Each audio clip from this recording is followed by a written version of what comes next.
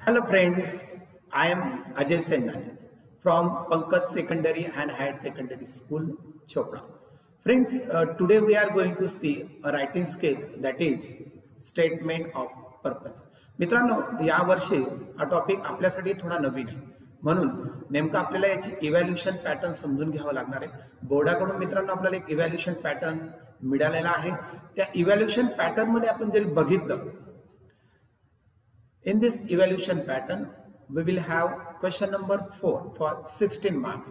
Okay, in this 16 marks या 16 मार्काच्या प्रश्नामध्ये मित्रांनो ए प्रश्न जो आहे तो 4 मार्काला विचारला जाणार आहे.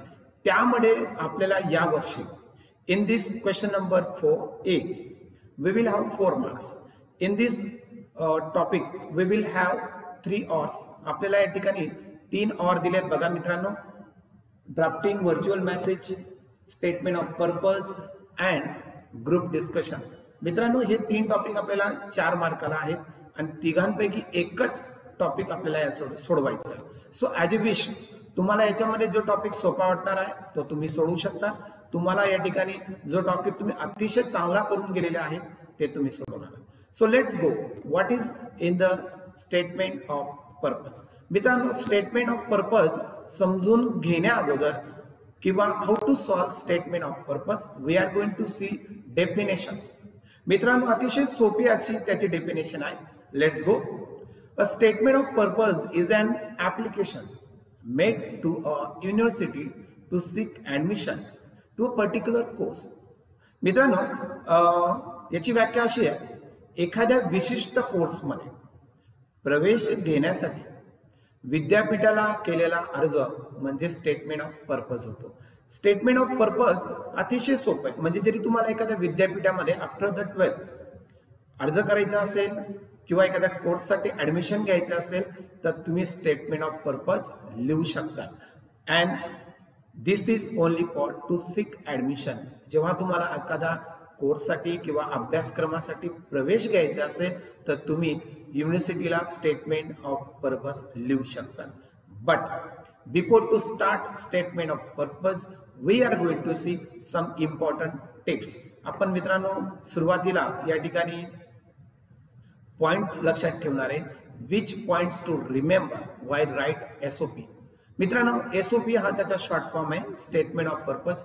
तुम्ही जेव्हा स्टेटमेंट ऑफ पर्पज लिहिणार त्यावेळेला तुम्ही त्यामध्ये काय लिहावं, कोणकोणत्या गोष्टी तुम्ही नमूद करा, कोणकोणत्या गोष्टी तुम्ही ऍड कराव्या, हे या ठिकाणी आपण बघणार आहोत. So one by one we are going to see some important points. See, first point, it is an essay which describe you as a person, your aims and ambition. मित्रांनो, एक व्यक्ती म्हणून तुमची उद्दिष्टे आणि तुमच्या महत्वाकांक्षा असे वर्णन करणारा हा एक प्रकारचा निबंध आहे. मला माहिती आहे एसे रायटिंग तुम्हाला सगळ्यांना खूप चांगली जमते, परंतु ही एसे रायटिंग नसून स्टेटमेंट ऑफ पर्पज आहे. And we have to understand what we should be write in this statement of purpose. आपल्याला समजून घ्यायचं आहे की स्टेटमेंट ऑफ पर्पज मध्ये आपण काय लिहायला पाहिजे आणि कुठल्या गोष्टी आपण त्या ठिकाणी ऍड करायला पाहिजे किंवा निग्लेक्ट करायला पाहिजे, ओमिट करायला पाहिजे. We have to see. आपण ते पाहूया वन बाय वन. या ठिकाणी एक एक पॉइंट्स मी या ठिकाणी तुम्हाला सांगणार आहे. It speaks about your journey of life and the qualities you have nurtured in the process.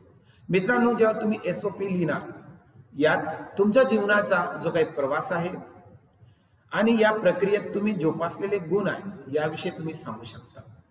म्हणजे तुम्ही ऍडमिशन घेतायत युनिव्हर्सिटीला तर तुमच्या अगोदर तुमच्या जीवनाचा प्रवास त्या ठिकाणी ऍड करा.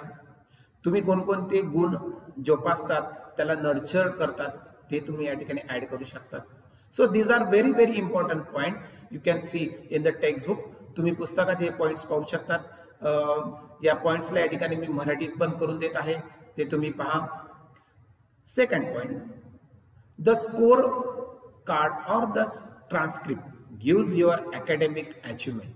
मित्रांनो, स्कोर कार्ड असेल किंवा ट्रान्सक्रिप्ट असेल हे तुम्हाला काय सांगतं की स्कोर कार्ड किंवा ट्रान्सक्रिप्ट आपल्याला शैक्षणिक यश देत असतं. म्हणजे अकॅडमिक अचिव्हमेंट तुम्हाला त्याच्याने मिळू शकतं. इट इज ऑब्जेक्टिव्ह म्हणजे हा जो एसओपी आहे तो एक प्रकारचा ऑब्जेक्टिव्ह आहे, but SOP gives an idea about your innate qualities and is subjective in nature. मित्रांनो, खरं पाहायला गेलं तर एसओपी ते वस्तुनिष्ठ असते, पण एसओपी तुमच्या जन्मजात गुणांची कल्पना देते आणि प्रत्येक व्यक्तीनुसार वेगवेगळी असते. So you have to write all the points in your notebook. मित्रांनो, हे सगळे पॉइंट्स तुम्ही तुमच्या नोटबुकमध्ये लिहा आणि नोटबुकमध्ये लिहिल्यानंतर ते तुम्ही तुमच्या माइंडमध्ये फिक्स करून ठेवा. When you write SOP at the board exam, you have to remember all the points and then you can write a best SOP. Statement of purpose तुम्ही खूप चांगलं लिहू शकता. Next point, the SOP gives you an opportunity to show the special qualities which make you distinct from others. बघा हा point, या point मध्ये काय सांगितलं जातंय, एसओपी तुम्हाला इतरांपेक्षा वेगळं बनवणारे खास गुण दाखवण्याची संधी देतो. Means in SOP you can write your other qualities which you have nurtured. म्हणजे ऑलरेडी तुम्ही जे काही तुमच्याकडे गुण आहेत ते गुण तुम्ही ऑलरेडी जोपासताय, त्याच्यासाठी तुम्ही प्रॅक्टिस करताय. तुमच्याकडे इननेट क्वालिटीज आहेत, त्या इननेट क्वालिटीज तुम्ही या ठिकाणी मेन्शन करू शकता, ऍड करू शकता. नेक्स्ट पॉइंट बघा, it explains why you want to join the course, what is your liking, how you have to develop your liking. मित्रांनो, हा पॉइंट खूप महत्वाचा आहे की या ठिकाणी तुम्हाला काय वर्णन करायचं आहे. तुम्हाला वर्णन करायचं आहे की तुमच्या कोर्समध्ये तुम्ही का प्रवेश घेताय किंवा हा कोर्स तुम्ही का घेताय. तुमची आवड या ठिकाणी सांगा, तुम्ही तुमची आवड कशी विकसित केली ते सांगा, ते त्यात तुम्ही स्पष्ट करू शकता. म्हणजे एसओपी मध्ये तुम्ही तुमची जी काही पॅशन आहे ती तुम्ही डेव्हलप करू शकता आणि ती त्या ठिकाणी तुम्ही मेन्शन करायची आहे. नेक्स्ट पॉइंट बघा मित्रांनो, it justify how you will be able to achieve your aim. SOP आपल्याला काय सांगतो, तुम्ही तुमचे ध्येय कसे साध्य करणार याचे त्यात समर्थन करायचे असते. म्हणजे काय की तुम्हाला स्वतःला जस्टिफाय करायचे की जी काही पॅशन तुम्ही निवडली आहे किंवा जे तुमचे ध्येय आहे किंवा जे तुमची अचिव्हमेंट आहे किंवा तुमचा जो एम आहे, गोल आहे, तो तुम्ही कसं साध्य करणार, त्याला कसं तुम्ही समर्थन देणार, हे तुम्ही या ठिकाणी जस्टिफाय करा. नेक्स्ट पॉइंट बघा, it also explains why you have selected particular university. मित्रांनो, या ठिकाणी एक गोष्ट तुम्हाला अजून एक सांगता येईल की जी युनिव्हर्सिटीला तुम्ही ऍडमिशन घेताय किंवा त्या ठिकाणी तुम्ही अप्लाय करताय, तर तुम्ही का अप्लाय करताय. तुम्ही एखाद्या युनिव्हर्सिटीला, विद्यापीठाला निवडलेलं आहे, तर त्या निवडण्याचं तुम्ही कारण स्पष्ट त्या ठिकाणी सांगू शकता. Okay, so you can also write down the important things about the your university which you have selected. तुम्ही जे सिलेक्ट केलेली युनिव्हर्सिटी ती सुद्धा त्या ठिकाणी तुम्ही सांगू शकता. The SOP is a gateway to your career. As the admission committee judges you or the application on the basis of the SOPs received. Hence, it is a very important document. मित्रांनो, या ठिकाणी आपण समजून घ्या हा point. SOP तुमच्या करिअरचे प्रवेशद्वार आहे. Means SOP is a gateway to your career. So before you have to seek the admission in the university, you have to fix what is your SOP. म्हणजे तुम्हाला अगोदर तुमचं करिअर ठरवून घ्यायचं की मला भविष्यात काय करायचं आणि तेच तुम्ही तुमच्या ऍडमिशनच्या वेळेस एसओपी मध्ये नमूद करा. कारण प्रवेश समिती तुम्हाला मिळालेल्या एसओपीच्या आधारे अर्ज स्क्रीन करते व निवडते. त्यामुळे हा एक अतिशय महत्वाचा दस्तावेज आहे. Hence it is very important document. So when you write the SOP, you have to fix that what is your career. तुमचं करिअर काय ते तुम्ही अगोदर फिक्स करा. The SOPs for under graduate, post graduate and doctorate levels would be different. मित्रांनो, या तिघी गोष्टींसाठी हे एसओपी वेगवेगळे असते, लक्षात ठेवा. The SOPs differ according to the requirement. आणि एसओपी आपल्या गरजेनुसार वेगवेगळे सुद्धा असू शकतं, आपल्या आवश्यकतेनुसार ते वेगळे. The number of words in which an SOP is written in also different university.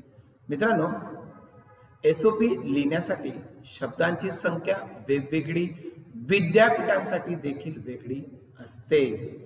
The number of words in which an SOP म्हणजे SOP तुम्ही लिहितायत, समजा तुम्ही नॉर्थ महाराष्ट्र युनिव्हर्सिटी, बहिणाबाई चौधरी या ज्या युनिव्हर्सिटीला जरी तुम्ही अप्लाय करताय तर तिथं शब्दसंख्या वेगळी असू शकते. तुम्ही जरी गुजरात युनिव्हर्सिटीमध्ये अप्लाय करताय तर तिथे वेगळी होऊ शकते. तुम्ही पुणे युनिव्हर्सिटीमध्ये अप्लाय करताय तर तिथे वेगळे असू शकते. तुम्ही औरंगाबाद युनिव्हर्सिटीला अप्लाय करताय तर त्या ठिकाणी SOP वेगळं राहू शकतं. Okay okay. At this level, when you would pass your standard 12 examination and write personal statement to university for admission to graduate course, you should follow the format given below. मित्रांनो, समजा तुम्ही आताच 12वी pass झाले, मग 12वी pass झाल्यानंतर तुम्हाला ग्रॅज्युएट व्हायचंय, तर ग्रॅज्युएटच्या अभ्यासक्रमासाठी तुम्ही एखाद्या युनिव्हर्सिटीला अप्लाय करताय, तर अप्लाय करण्यासाठी तुम्ही कोणता फॉर्मॅट यूज करायला पाहिजे. So you can see this is the format of statement of purpose. पण त्यापूर्वी एक आपण टिप बघूया. द स्टेटमेंट ऑफ पर्पज हे साधारणपणे 500 शब्दांमध्ये लिहावे, ज्यात 5 किंवा 6 पॅरेग्राफ अपेक्षित आहेत. मित्रांनो, 5 किंवा 6 पॅरेग्राफ लिहिणं अपेक्षित आहे, परंतु यामध्ये 500 शब्द पण या ठिकाणी अपेक्षित आहेत.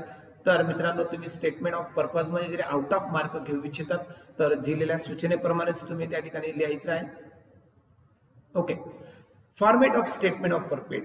आपण जेव्हा स्टेटमेंट ऑफ पर्पज लिहिणार तर त्याचा पहिला पॅरेग्राफ किंवा लास्ट पॅरेग्राफ तुम्ही काय लिहायचंय, त्याच्यामध्ये काय ऍड करायला पाहिजे ते या ठिकाणी घेणार आहोत. See, begin with your introduction. Talk about your personal background, your mental makeup and your aim in life. मित्रांनो, फर्स्ट पॅरेग्राफ मध्ये तुम्ही काय नमूद करायला पाहिजे.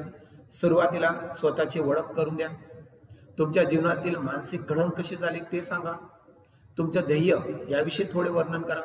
हा पहिला पॅरेग्राफ तुमचा राहणार. Okay. Then what is the second paragraph.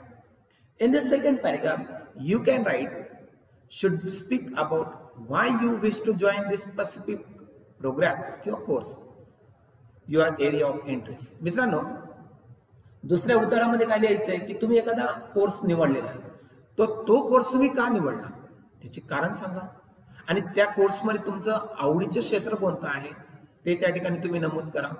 ठीक आहे. नेक्स्ट, पुढे बघा. आपण जेव्हा थर्ड पॅरेग्राफ लिहिणार त्यावेळेस काय लक्षात ठेवायचं. In the third paragraph, you should speak about your qualities that would be helpful or suitable for this career, goal or objectives.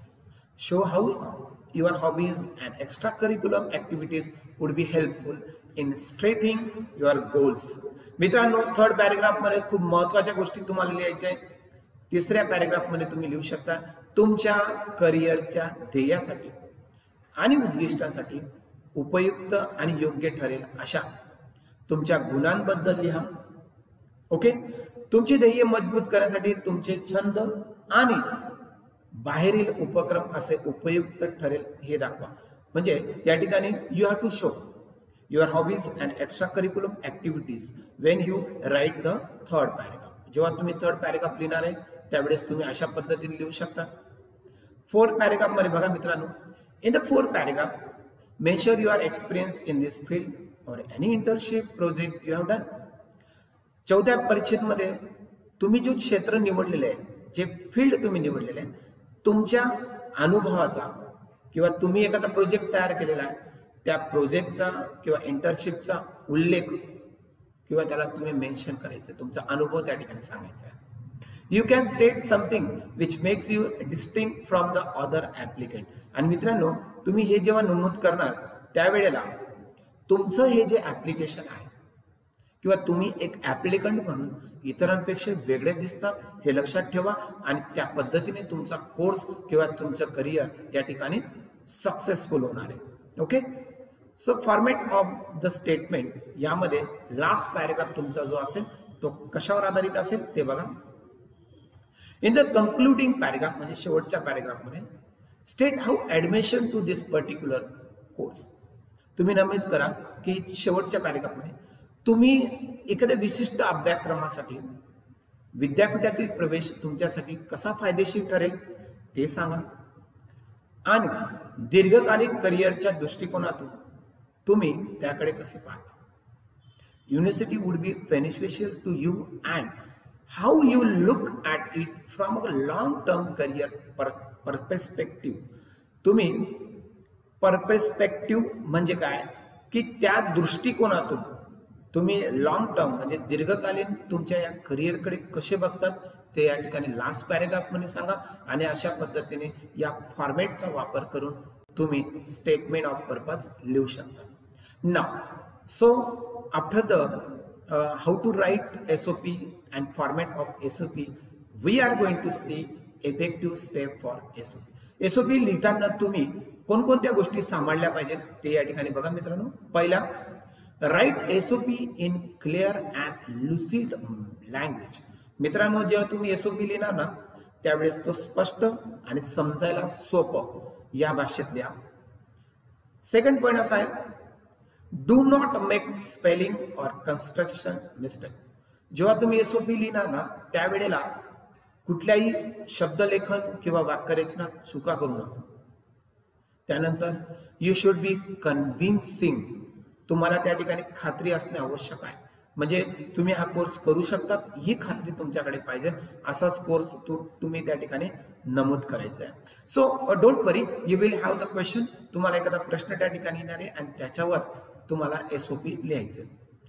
Show determination your career.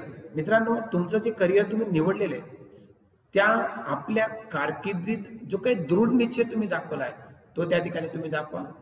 Determination म्हणजे तुमचा दृढ निश्चय तो तुम्ही तुमच्या कारकिर्दीत दाखवायचा आहे, शो करायचा आहे. Your purpose of चुझिंग this particular course and university should be in accordance with your career. हा विशिष्ट कोर्स आणि युनिव्हर्सिटी निवडण्याचा आपला हेतू आपल्या कारकिर्दीतून नुसार असावा. म्हणजे जे तुम्ही या ठिकाणी तुमचं करिअर निवडलेलं आहे अकॉर्डिंग युअर अकॉर्डन्स, तुमच्या करिअर नुसार कारकिर्दीनुसार तुम्ही तो विशिष्ट कोर्स निवडलेला आहे किंवा तुम्ही ती युनिव्हर्सिटी निवडलेली हे या ठिकाणी तुमचा हेतू त्या ठिकाणी दाखवा. Remember that your personality is reflected through this. मित्रांनो लक्षात ठेवा की आपलं व्यक्तिमत्व यातून प्रतिबिंबित होते. जो कोर्स तुम्ही निवडणार आहे त्या कोर्समधूनच तुमचं हे जे काही रिफ्लेक्शन होणार आहे ते या ठिकाणी दिसणार आहे. म्हणून तुम्ही जो कोर्स निवडणार आहात तो कोर्स तुम्ही व्यवस्थित निवडा आणि तुमच्या पर्सनॅलिटीला या ठिकाणी शोभेल असाच कोर्स तुम्ही किंवा जे तुम्हाला जमतं तेच तुम्ही या ठिकाणी घेऊ शकता. Now highlight your qualities, life experiences in such a way that your application should stand out from the rest. तुमचे गुण अनुभव अशा प्रकारे हायलाइट करा जेणेकरून तुमचा अर्ज उर्वरितपेक्षा वेगळा दिसला पाहिजे. मित्रांनो तुमचं जे ऍप्लिकेशन आहे त्याच्यामध्ये तुमच्याकडे असलेले क्वालिटीज आणि तुमचे अनुभव त्या ठिकाणी हायलाइट करा. हायलाइट करा म्हणजे काय की त्याला वेगळा कलर आपल्याला यूज नाही करायचा. Just underline what are your experience, what are your qualities, you can underline and highlight them. Due to because of this the application is you are different. तुमचा अर्ज ह्या जे इतर लोक आहेत त्यांच्यापेक्षा वेगळा दिसणार आहेत आणि या ठिकाणी अशा पद्धतीने जे काही इफेक्टिव्ह स्टेप्स आहेत ते तुम्ही फॉलो करा. मित्रांनो या ठिकाणी मी तुम्हाला SOP म्हणजे स्टेटमेंट ऑफ पर्पज या ठिकाणी समजवलेलं आहे. याचं एक उदाहरण घेऊन आपण नेक्स्ट व्हिडिओमध्ये येणार आहे. How to write SOP. तुम्ही एखादं उदाहरण घेऊन कसं लिहू शकतात ते आपण बघणार आहोत. सगळ्यांना या ठिकाणी मी थँक्यू म्हणतो की तुम्ही हे माझं लेक्चर अतिशय व्यवस्थितपणे या ठिकाणी पाहिलं आणि नोट्स पण तुम्ही काढलेले असतील. या ठिकाणी मी थांबतो मित्रांनो. Thank you friends.